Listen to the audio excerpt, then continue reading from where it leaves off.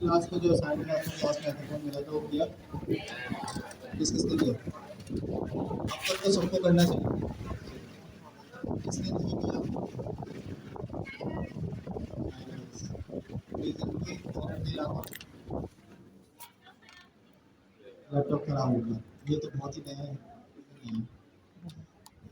और अच्छा जी, तो आज हम लोग पढ़ेंगे रेंडरिंग वगैरह इस टाइप की चीज़ें। रेंडरिंग क्या होती है, क्यों होती है, किस किस टाइप की रेंडरिंग होती है, ब्राउज़र पे, सर्वर पे। आवाज़ नहीं आ रही?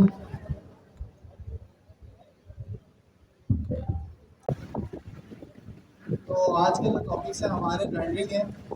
रेंडरिंग क्या होती है, क्यों यूज़ करते हैं, किस टाइप की रेंडरिंग होती है, ठीक है। किसी को पता है कि रेंडरिंग क्या चीज़ है?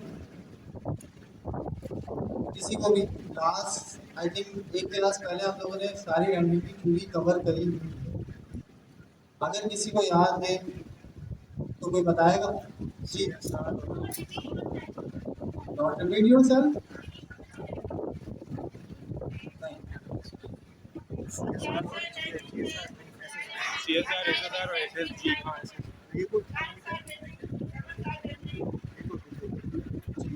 आप बताओ। या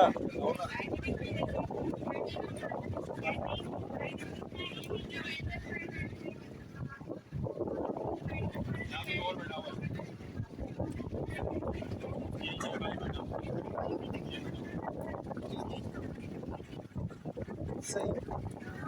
उन्होंने कहा कि दो टाइप की रेंडरिंग होती है, क्लाइंट साइड और एक सर्वर साइड। यहाँ पे हमारे पास दो होती है। अच्छा, आज स्टार्ट करते हैं हम लोग पहले क्लाइंट साइड रेंडरिंग। अच्छा, लास्ट क्लास में तो हमने जस्ट हैकाथॉन किया था, फिग्मा का प्रोजेक्ट किया था, तो रिपीट या रिवीजन के लिए आई थी जरूरत नहीं, है ना।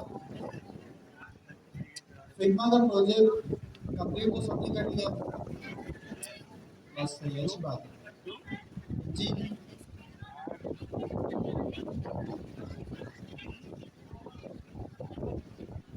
अच्छा, हमें टैबलेट यूज करते हैं। ग्लोबल सीएसएस आप कम से कम यूज करें तो ज़्यादा अच्छा, मोस्टली काम है।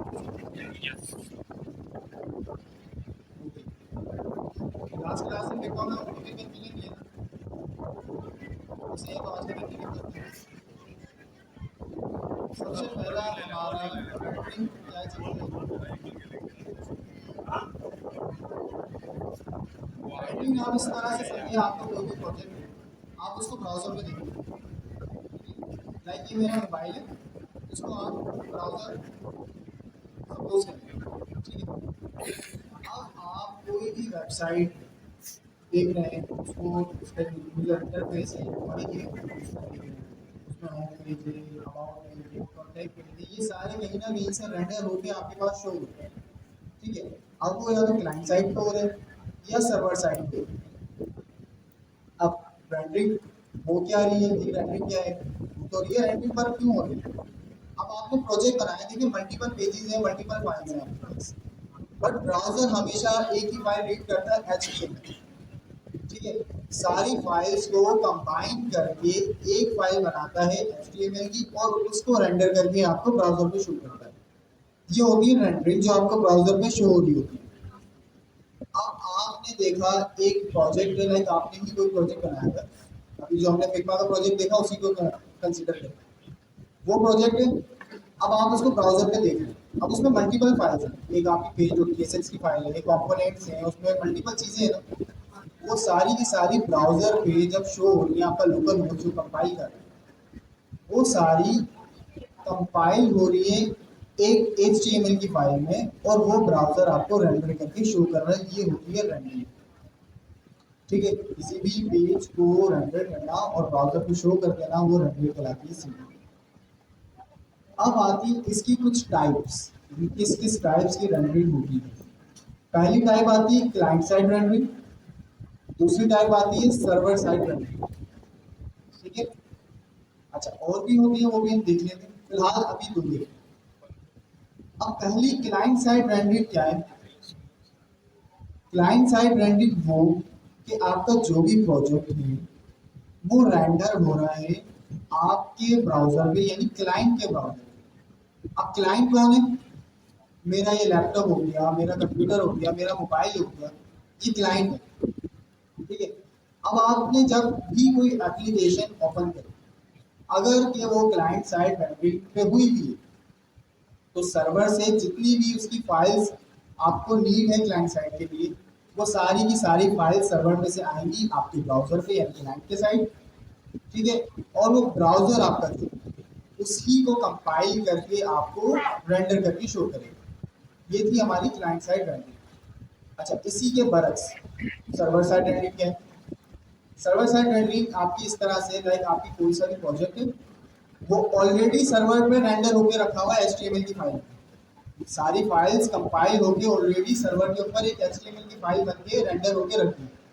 अब जब भी आप कोई भी एप्लीकेशन या कोई भी रिक्वेस्ट कॉल करें, आपने कोई पेज शिफ्ट किया, अगर वो सर्वर पर रेंडर होके रखा हुआ HTML, जस्ट वो HTML उठेगी और आपके पास आके शो करेगी।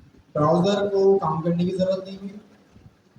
अच्छा, पहले टॉपिक है हमारे ये सब क्लाइंट साइड रेंडरिंग, उसको पहले डीपली जाके थोड़ा कवर करेंगे। सर्वर साइड रेंडरिंग,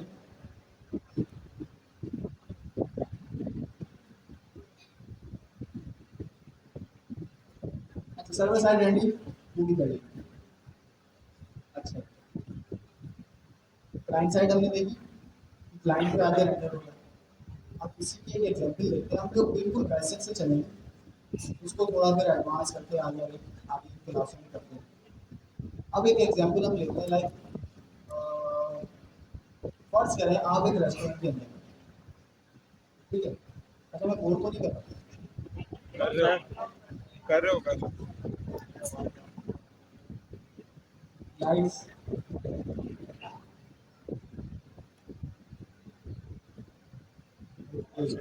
थोड़ा सा स्पेस को अच्छा, आप फर्ज करें आप एक रेस्टोरेंट के अंदर हैं, आप लोगों में से फेवरेट रेस्टोरेंट कौन सा अच्छा है? कोई अच्छा सा रेस्टोरेंट जहाँ पे मेरे को देसी खाने अच्छे मिले। कबाब की जेंडर्स। नल्ली बिरयानी। और ये कौन सा रेस्टोरेंट है भाई?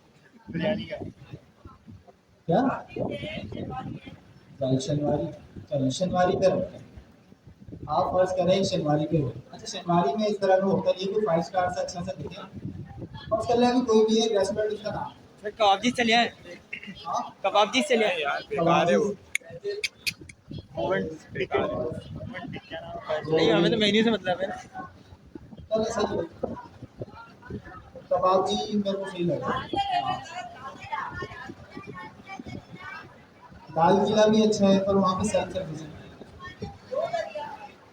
दो दरिया, दो दरिया कोई अच्छा है। रेस्टोरेंट ही नहीं है। चलो सही। दो दरिया पे कोई रेस्टोरेंट है हमारा, हम समझ लें पूरी क्लास गई है, अब उसका बिल कौन पे करेगा वो मुझे नहीं पता। हाँ, हम सारे दो दरिया पे गए, पता नहीं इतनी सिटी वहाँ पे है भी ये नहीं है। नहीं। अब हम गए एक रेस्टोरेंट के अंदर बैठे, हमारी टेबल में एक मेन्यू कार्ड रखा है। इस तरीके से समझ लिया मेरा मेन्यू कार्ड, ठीक है।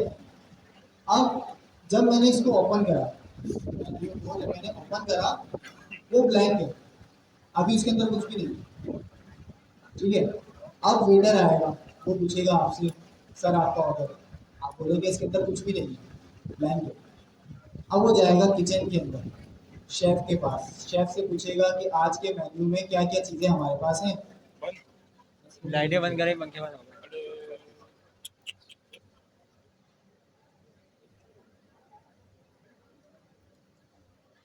अच्छा, अब वो वेटर किचन में जाएगा और शेफ से पूछेगा कि आज के मेन्यू में हमारे पास क्या क्या है। अब वो बोलेगा हमारे पास लाइक टिक्का है या रोस्ट है, किसी भी टाइप की चीज़ें, बिरयानी है। मैं ज़्यादा देसी खाता हूँ, मेरे को इसलिए इस टाइप की चीज़ें ज़्यादा पता है।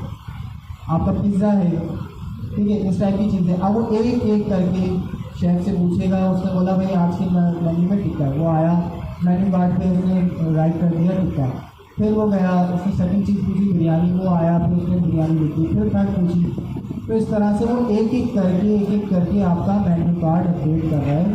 मीन्स के आप जब आप हो गए क्लाइंट, जब आप रेस्टोरेंट के अंदर गए, वो आपकी एप्लीकेशन है। अब आप रेस्टोरेंट के अंदर गए और आप हो क्लाइंट, अब आप टेबल पर बैठे, आपने जब उसकी एप्लीकेशन खोली यानी मेन्यू कार्ड खोला, वो क्लाइंट के आपने वेटर जो है वो आपकी समझ लें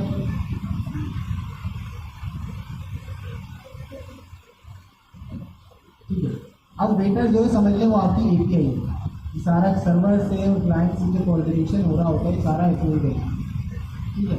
अब वेटर आपका एपीआई है, वो गया सर्वर पे यानी किचन में, उसने देखा कि भाई आप क्या चीज़ मांग रहे हैं, आपने देखा आप मेन्यू मांग रहे हैं, क्लाइंट मेन्यू मांग रहा है ना।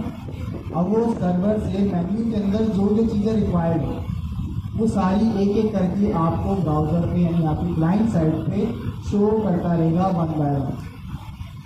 यहाँ पर क्लाइंट साइड की एक एग्जाम्पल समझ आई। Yes sir. अब इसको कोई रिपीट करके मेरे को अच्छे अल्फाजों में समझाएगा कोई भी? अभी चले ऐसे ही बताते हैं क्लाइंट साइड रेंडरिंग क्या होती है, तो चीज हो गया।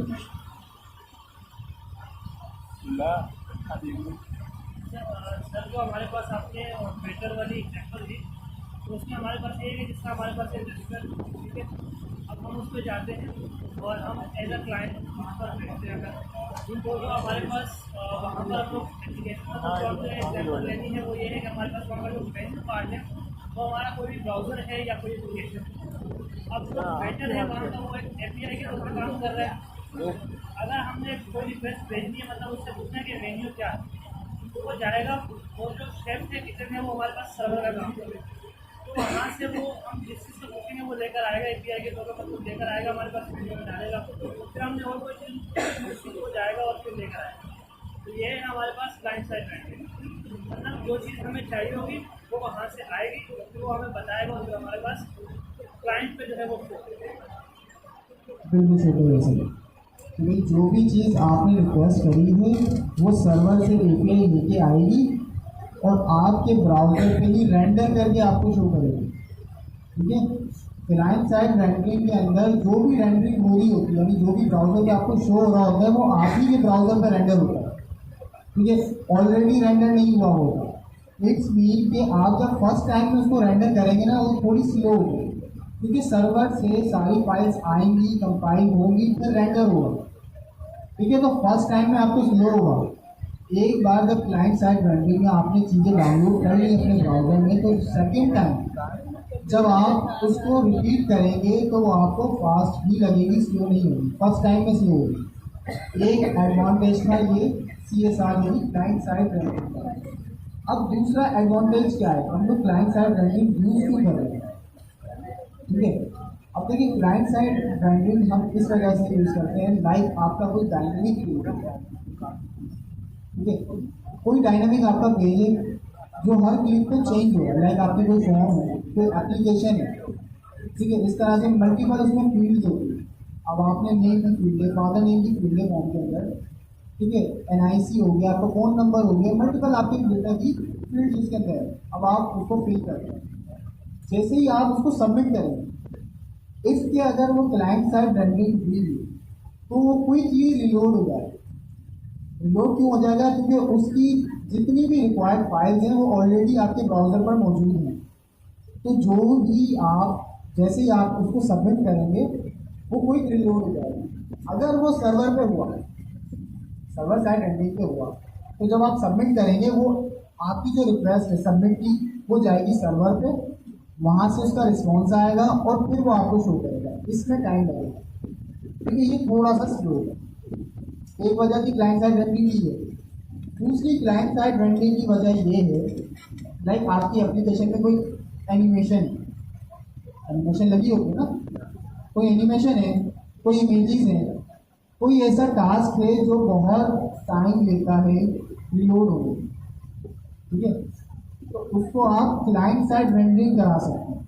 क्यों करा सकते हैं, अगर वही चीज़ आप सर्वर पे कराएंगे तो जब भी आप पेज लोड करेंगे तो हर बारी वो सर्वर से एक रिक्वेस्ट करेगा और उसको रिलोड होने में टाइम लगाएगा, ठीक है। जब भी आप उसको रिफ्रेश करेंगे, लाइक आपकी कोई एनिमेशन उसमें है, फर्स्ट टाइम में तो हमेशा ही स्लो, बट सेकंड टाइम अगर आप उसको रिलोड करेंगे, अगर वो सर्वर साइड रेंडरिंग पे हुई तो रिक्वेस्ट जाएगी, फिर वो वहाँ पे HTML आपकी रखी है वो आएगा, फिर वो रेंडर हुआ होगा। इसी तरह अगर वो क्लाइंट साइड रेंडरिंग पे हुआ तो ऑलरेडी आपकी जितनी भी रिक्वायर्ड फाइल्स हैं वो सारी आपके ब्राउजर पे आ चुकी हैं। आप उसको जैसे ही रिलोड करेंगे वो ऑलरेडी रेंडर हुआ है और आपको वहीं शो हो जाएगा फॉरवर्ड। उसको सर्वर तक जाने का टाइम नहीं लगेगा, यहीं पे सारी फाइल्स हैं, यहीं कंपाइल हुई है, जब उसने शो करें क्लाइंट साइड रेंडरिंग पे। लाइक आपका कोई भी हेवी काम है वो हम क्लाइंट साइड रेंडरिंग पे करा सकते हैं। ठीक है, ये हुआ बिकॉज क्लाइंट साइड रेंडरिंग जब हम यूज करते हैं तो उसमें डिसएडवांटेज है कि उसमें SEO सर्च इंजन ऑप्टिमाइजेशन अच्छी नहीं होती। ठीक है, तो कोशिश ये करें कि जिस काम की ज़रूरत है सिर्फ वही काम क्लाइंट साइड रेंडरिंग पे कराएं, सारा काम ना करें। अब बस थोड़ी सी इम्प्लीमेंटेशन करते हैं, फिर आगे कंटिन्यू कर लेते हैं। ठीक है, अब ये मेरे पास एक प्रोजेक्ट बना हुआ है ऑलरेडी।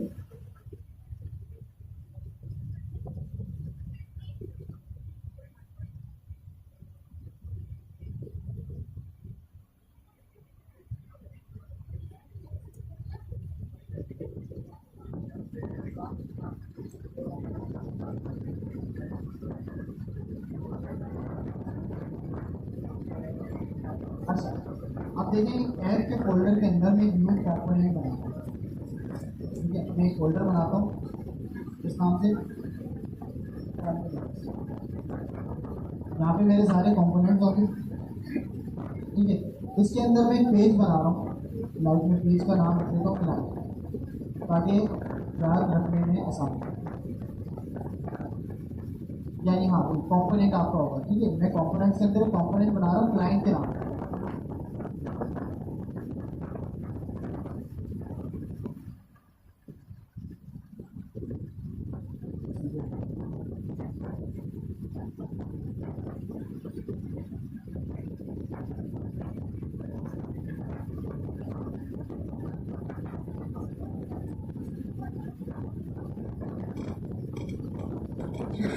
client.psx के नाम से मैंने क्या बना दिया कंपोनेंट। अब इसके अंदर एक मैं फंक्शन बनाता हूँ एक्सपोर्ट डिफॉल्ट, सारा तो हमने फर्स्ट क्लास से डिफॉल्ट, और कंपोनेंट का नाम मैंने रख दिया क्लाइंट। फंक्शन नहीं लिखा, फंक्शन नहीं लिखा सर, डिफॉल्ट फंक्शन। ठीक है, अब ये रिटर्न कर रहा है एक अलग डिप, उस डिप के अंदर एक H1 है, हेडिंग है, जिसमें सिंपल हमारे पास लिखा है this tag is rendering on your browser.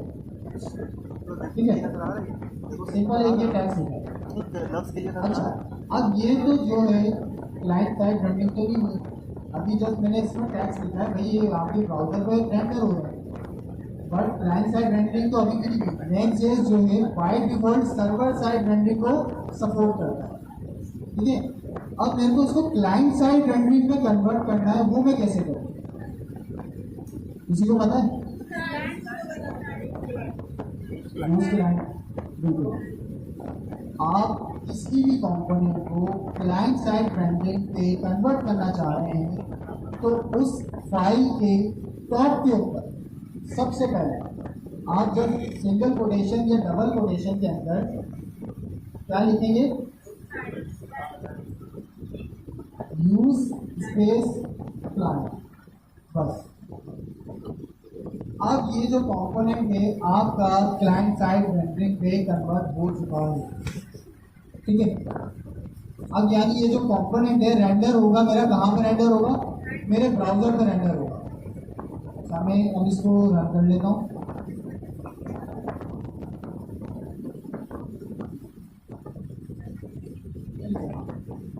Component call भी करना पड़ेगा और ऐप के फोल्डर में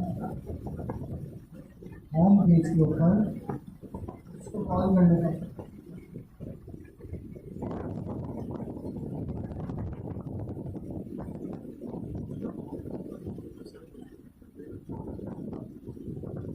देखिए यहाँ पे एक मैं न्यू फंक्शन बना रहा हूँ होम पेज के लिए। स्क्रॉल डिफॉल्ट फंक्शन होम जो रिटर्न करेगा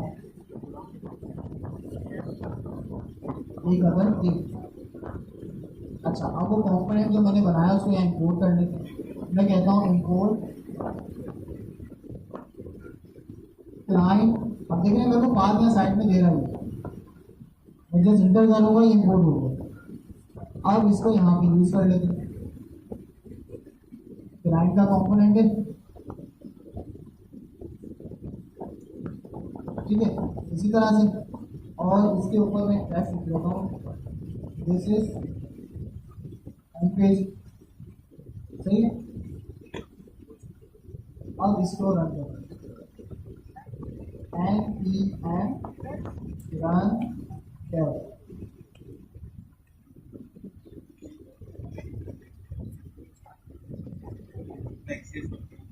लोकल होस्ट 3000 पे चलिए, इसको मैंने एंटर दिया।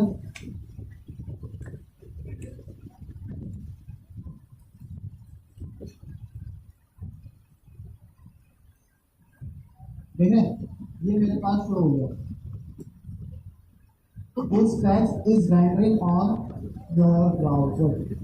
अब ये जो टेक्स्ट है ना, ये आपकी जो कंपोनेंट है क्लाइंट का, ये आपके ब्राउजर पे रेंडर हुआ है, ठीक है। यानी जो मैंने क्लाइंट का एक कंपोनेंट बनाया है वो क्लाइंट साइड रेंडरिंग पे यानी आपके ब्राउजर पे रेंडर हो रहा है। बट जो आपका होम पेज है ये कहाँ पे रेंडर हो रहा है? सर्वर पे। ये सर्वर पे हो रहा है और उसके अंदर जो मैं कंपोनेंट यूज कर रहा हूँ यानी कॉल कर रहा हूँ और वो क्लाइंट पे हो रहा है यानी मेरे ब्राउजर पे हो रहा है। तो इन दोनों की कॉम्बिनेशन रेंडरिंग को हम क्या बोलते हैं? यानी सर्वर साइड रेंडरिंग भी हो रही है मेरे पास और क्लाइंट साइड रेंडरिंग भी हो रही है सेम पेज के ऊपर। इसको मैं क्या बोलूँगा? डायनेमिक नहीं बोलूँगा, इसको मैं बोलूँगा हाइब्रिड। इसको मैं बोलूँगा हाइब्रिड रेंडरिंग हो रही है, यानी क्लाइंट पे भी रेंडरिंग हो रही है और सर्वर पे भी रेंडरिंग हो रही है। जो कंपोनेंट आपका क्लाइंट पे रेंडर होना है जस्ट उसकी फाइल जो कि आपके ब्राउजर पे आए, जावास्क्रिप्ट की टाइपस्क्रिप्ट की सारी फाइल जो कि आपके ब्राउजर पे आए, यहीं पे वो कंपाइल हो गई एचटीएमएल बनी और उसने यहाँ रेंडर कर दिया।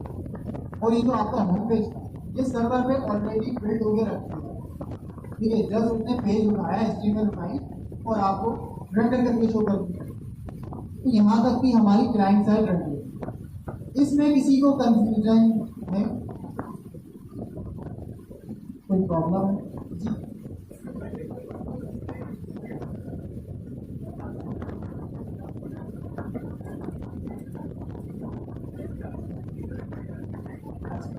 कह रहे हैं कि इससे पहले भी हम लोकल होस्ट पे ही इसको रेंडर कर रहे थे, बट अब डिफरेंट क्या है? ऐसे सवाल है। अच्छा देखिए, लोकल होस्ट जो है वो आपका यूनिक कंप्यूटर है, कंप्यूटर है लोकल सर्वर बना है, ठीक है। यानी जितनी भी रेंडरिंग हो रही है समझ में आपका कंप्यूटर ही आपका सर्वर है और आपका ब्राउजर जो है वो आपका क्लाइंट है। कंप्यूटर क्लाइंट नहीं है, कंप्यूटर क्या है आपका सर्वर, ब्राउजर आपका क्या है क्लाइंट। इन फ्यूचर जब आप इसको डिप्लॉय करेंगे किसी सर्वर पे, लाइक पर्सन पे आपने डिप्लॉय किया और उसका नियरेस्ट जो सर्वर रखा है वो कहाँ रखे हैं? सिंगापुर में या मुंबई, ठीक है। हमने लाइक सिंगापुर में अपना प्रोजेक्ट डिप्लॉय किया तो वहाँ से रिक्वेस्ट जाएगी और आएगी, तो ये हमारे सर्वर में टाइम लगेगा। ये डिफरेंस आपको उस वक्त नजर आएगा। यहाँ तक और किसी को कोई प्रॉब्लम है?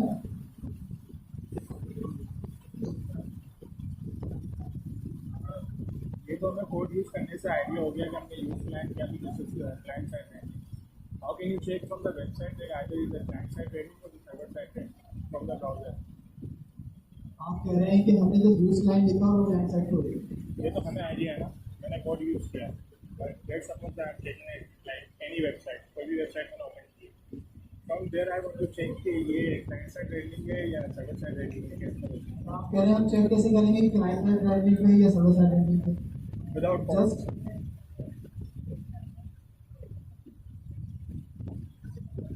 अच्छा ये जो आपका क्वेश्चन है अस्सलाम वालेकुम। अच्छा इनका क्वेश्चन है कि आई थिंक सो जितना मैंने अभी तक समझा है कि आपने जो है क्लाइंट साइड रेंडरिंग भी कराई है और सर्वर साइड, और अब आप चाह रहे हैं कि कोड में देख के बगैर आपने ये देखना है कि ये CSR है या ये SSR है। तो बेसिकली इसको देखने का कोई मतलब ही नहीं है, तो देखना का कोई मतलब नहीं और ना हम देख सकते हैं। ये हमारा जो है CSR हो गई SSR हो गई, ये हमारे डेवलपमेंट बोर्ड की हरकत है। ये सिर्फ हमें जो है अगर आपने ज़्यादा कुछ भी देखना है तो आप क्या कर सकते हो, आप कोई रिएक्ट की एप्लीकेशन ओपन कर लो जिसमें लोडिंग बहुत टाइम ले रही है, जिसमें आप कंट्रोल शिफ्ट सी सेंड करें, यहाँ पे रिफ्रेश कीजिएगा।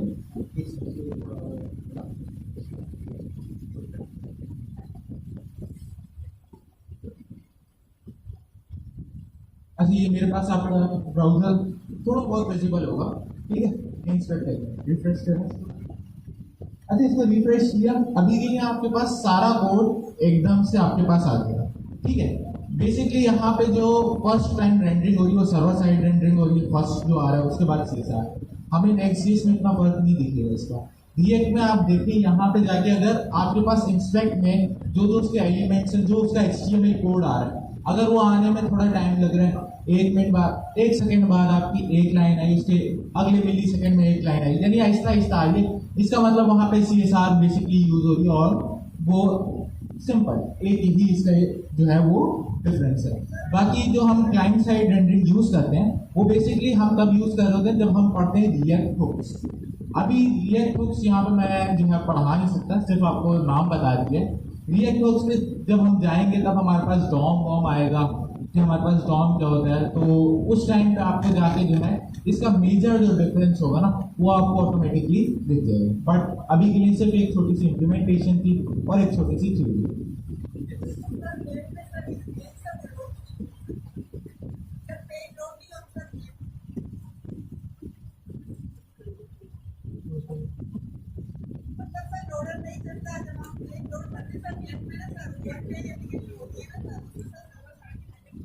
उसमें सर्वर साइड रेंडरिंग तो होती ही है, वो तो बेसिकली बेस्ड ही रिएक्ट हमारी CSR को क्लाइंट साइड रेंडरिंग पे। अच्छा अभी के लिए ये तो हमारी हो गई क्लाइंट साइड रेंडरिंग कंप्लीट। अब इसके अलावा अभी अगर आप पिछले एक हफ्ते में एक्टिव हो तो आप लोग ने देखा होगा कि Next.js ने एक नया अपना वर्जन लॉन्च किया। 15 पॉइंट क्या है, 15 मैंने भी इस तरह प्रॉपर यूज नहीं किया तो मुझे उसका वर्जन भी याद हो, लेकिन खैर अभी के लिए हमारा बेसिक यही एक मोटो है कि अभी के लिए हम सबसे पहले उसको अपग्रेड करेंगे Next.js 15 को। जाके हम लोग ने डॉक्यूमेंटेशन को देखना है थोड़ा बहुत कि उसमें क्या चेंजेस आए, 14 में क्या थे और 15 में क्या आए हैं, और फिर उसके बाद हम लोग जो है SSR की साइड जाएंगे। अच्छा एक बात आप यहाँ पे ये नोट कर लें कि अब से आपके जितने असाइनमेंट्स आएंगे, हम जितना काम करेंगे सारे अब से वो Next.js 15 के अंदर बनेगा, ठीक है। Next.js 14 अभी हम लोग लीव कर चुके हैं क्योंकि हम लोग ने इतना कोई बड़ा डिफरेंस नहीं आया। अगर हम 15 पढ़ लें तो हम 14 आराम से कवर अप कर सकते हैं। और बहुत से ऐसे बहुत कम क्लाइंट ऐसे आते हैं जो हमें बोलते हैं यार स्पेसिफिक बेस्ट जो है आप 14 पे हो, तो हमारे लिए कोई ऐसा इशू नहीं है कि हम अगर अपने आप को अपग्रेड करें, ठीक है। सो अभी हम लोग एक काम करते हैं, सबसे पहले एक बिल्कुल न्यू प्रोजेक्ट बना लेते हैं।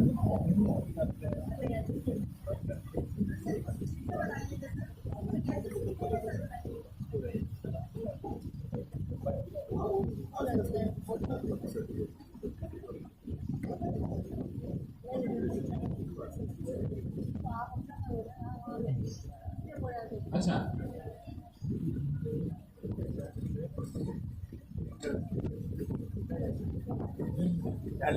अच्छा अब Next.js 15 तो Next.js 15 के लिए कोई नई कमांड होनी चाहिए? नहीं, हमारे पास कोई नई कमांड नहीं आती कभी भी। हमारे पास या तो अगर हमें कोई स्पेसिफिक वर्जन करना होता है देन आप कोई कमांड यूज करते हैं, अदरवाइज अभी हमारे पास Next.js जो 15 है वो हमारा लेटेस्ट वर्जन है, तो हम अपनी वही पुरानी वाली कमांड चलाएंगे जो हमने क्लास 1 में चलाई थी, npx create next @latest। अब इस बार क्या होगा क्योंकि लेटेस्ट वर्जन 15 है तो हमारे पास Next.js 15 आएगा। थोड़ा सा टाइम लगेगा क्योंकि घर से आइटम्स को हम लोग अपडेट करवा के लाना भूल गया, बताना ही भूल गया था मैं, थोड़ा सा टाइम लगेगा।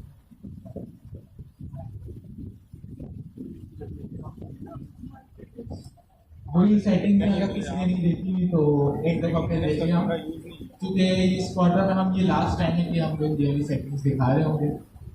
आगे से हम लोग के जो है सबके प्रोजेक्ट्स घर से बने रहेंगे ताकि हमें टाइम हमारा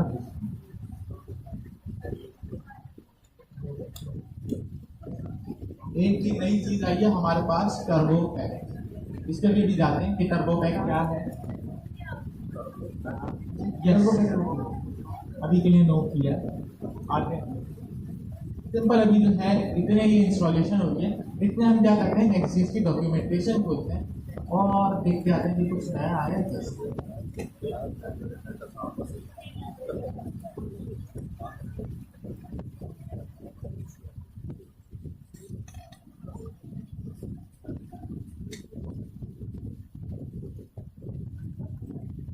यार इसमें समझा है, तुम समझा रहे हो यार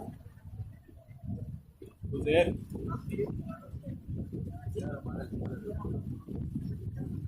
कौन बोला दूसरा वाला सबसे पहले हमारे पास हम अपने जो पुराना प्रोजेक्ट था हम उसको भी जो है डायरेक्टली अपग्रेड कर सकते थे। उसके लिए भी हमारे पास जो है एक कमांड डाले जिसको हमने अभी प्रिपेयर नहीं किया। अगर आपके पास आप चाह रहे हैं कि आपका जो चल रहा है प्रोजेक्ट आप उसी को ही जो है वो अपग्रेड कर लें, तो आपने क्या करना है यहाँ से कर लेना। नहीं तो उसके बहुत से जो है जुगाड़ू हमारे डेवलपर वाले भी तरीके हैं, हम उसको जो है बगैर इस कमांड के भी कर लेते हैं। दैट इज इसके अलावा हमारे पास जो है incremental step towards a simplified rendering and caching model. हमारे पास जो है रेंडरिंग में कैशिंग आई है हमारे पास, और जो है हमारी रेंडरिंग थी वो एक और स्टेप अप हुई है, ठीक है। इसके अलावा हमारे पास कैशिंग है। अच्छा, इसके अलावा जो सबसे बड़ा सबसे मेन चेंज है जिसने एक टाइम पे भी अगर हम थोड़े टाइम पहले जाए ना, अगर 2-3 दिन पहले, तो हम लोग को भी थोड़ा बहुत ख्याल दिया था कि वो चेंज ये था कि Next.js 15 अब जो है React 19 को अपने एज अ बैकएंड यूज करेंगे। जो हमारा बैकएंड होगा, जितनी हमारी जो है लॉजिक्स होंगी, जहाँ पे भी हमारा सारा कुछ चलेगा वो सारा हमारा React 19 के ऊपर चलेगा। और React 19 का एक इशू है यहाँ पे आने पे कि React 19 खुद अभी आई है, और आपको पता है जो चीज बिल्कुल नई आए तो उसमें कुछ ना कुछ एरर जरूर आता है। इसका मतलब हमारे पास जो Next.js 15 है वैसे तो स्टेबल है इनके मुताबिक, इन्होंने मेंशन किया है, बट फिर भी थोड़ा बहुत कुछ इश्यूज हमारे पास आ सकते हैं। बट हम इतना अभी तक चला के देखते हैं, हम लोग ने अभी तक इतनी टेस्टिंग इसके ऊपर कर ली है कि जहां तक आप लोग का काम है, जितना अभी तक आप लोग ने पढ़ना है डिप्लॉयमेंट के अलावा, वो सारा जो है Next.js 15 पे बहुत स्मूथली वर्क करने वाला है, ठीक है। इसके अलावा हमारे पास टर्बो पैक आ गया। टर्बो पैक क्या होता था? टर्बो पैक अभी भी हमारे पास मौजूद था, मैं खुद यूज करता हूँ टर्बो पैक। जस्ट वो सिंपल क्या करता है, आपका जो लोकल होस्ट वाला सर्वर है, अगर पुराना वाला प्रोजेक्ट में, अच्छा उसमें क्या है, सिंपल टर्बो पैक क्या करता है, आपका जो लोकल होस्ट होता है, जब हम लोकल होस्ट चलाते हैं npm run, आपने थोड़ा बहुत देखा होगा कि आपको कभी कभी रिफ्रेश करना पड़ता है, थोड़ा बहुत जो है लोकल होस्ट वर्चुअल डिप्लॉयड नहीं, आपका लोकल होस्ट जो है ना थोड़ा देर में लोड होता है, थोड़ा बहुत स्लो हुआ होता है। तो उसके लिए हम क्या करते थे, अपने डेवलपमेंट के टाइम पे एक टर्बो पैक यूज कर लेते थे, जिसकी हमारे पास जो है कॉन्फ़िगरेशन होती थी सिंपल टर्बो पैक। ना अब वो जो है हमारे पास इन स्टेबल वर्जन आ गया कि वो आपको जो है प्रॉपर एक स्टेबल उसकी सपोर्ट दे रहा है, कोई इश्यूज आए तो आपको सारे उसके इश्यूज रिजॉल्व हुए मिल जाएंगे एंड एवरीथिंग। इसके बाद हमारे पास ऐसे कोई स्टैटिक इंडिकेटर्स हैं, तो हमारे पास कोई ऐसे बड़े जो है चेंजेस नहीं है। इन चेंजेस को आप जो है Next.js 15 की अगर आप Next.js डॉक्स लिखेंगे या Next.js 15 तो आपके पास ये आ जाएंगे। एक दफ़ा इनको ज़रूर पढ़िएगा कि ये हमारे पास क्या क्या चेंज आए और इससे हमारी डेवलपमेंट के ऊपर क्या असर पड़ने वाला है। सबसे जो बड़ा जो है ना, हमने जो इसमें पढ़ना है वो ये है कि इससे हमारा क्या फ़ायदा, इससे मेरा क्या फ़ायदा, वही बात है ना।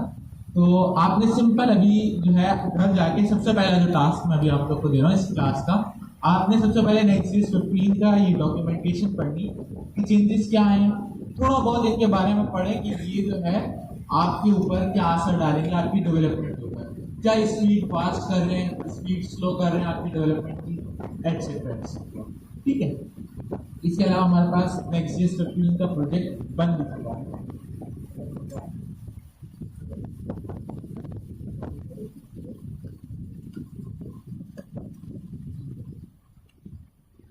वैसे हमारे पास अभी अगर हम यहाँ पर जूम करें तो आप यहाँ पे देख सकते हैं कि कोई भी इस तरह का डायरेक्टरीज में कोई चेंज नहीं है, नथिंग, कोई ऐसा बड़ा चेंज हमारे पास नहीं आया। बस सिर्फ जो है कुछ नई नई चीज़ें, कुछ नए फीचर्स आ गए हैं जिनको हम यूज़ कर सकते हैं।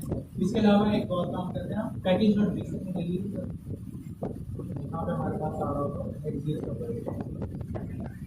तो हम एग्जिस्ट का वर्जन पढ़ लेते हैं। ये देखें, अब सारे जितने भी चेंजेस थे वो सारे मुझे यहाँ से पता चलना शुरू होगा कि जो हमारे पास डिपेंडेंसी है, सबसे पहले तो नेक्स्ट जो रिएक्ट है वो 19 RC यूज़ कर रहा है, जैसे मैंने भी आप लोग को बताया था। इसके अलावा रिएक्ट डॉम भी 19 यूज़ कर रहा है, डॉम का भैया वो है कुछ चेंजेस वो हम बताएंगे। इसके अलावा नेक्स्ट.js 15.0.1 अब से हमारा स्टैंडर्ड वर्जन यही होगा। इसके अलावा इसमें कोई ऐसे खास चेंजेस नहीं है। ठीक है, एक छोटा सा अपग्रेड कराना था जो मैं कराने आ गया। इसके बाद अब हमारे पास नेक्स्ट जो टॉपिक है वो है SSR, server side rendering. Mainly जो थ्योरी थी कवर कर चुके हैं आप लोग, थोड़ा सा उसके जो है CSR से हम लोग कंपैरिजन करके बताएंगे। एंड इसके अलावा कोशिश करेंगे कि जो नेक्स्ट.js 15 वाली डॉक्यूमेंटेशन है उससे आपको थोड़ा बहुत रिलेट करा। ठीक है, अभी के लिए जो है 5 मिनट का ब्रेक है। इस 5 मिनट के ब्रेक में वो वाला ब्रेक नहीं है कि आप लोग यहाँ से चले जाए बाहर, वो वाला ब्रेक नहीं है। ये वो वाला ब्रेक है कि आपने जो है आपस बराबर वाले को अपने CSR समझाना है कि CSR होती क्या है और हम क्यों यूज करते हैं। सिंपल।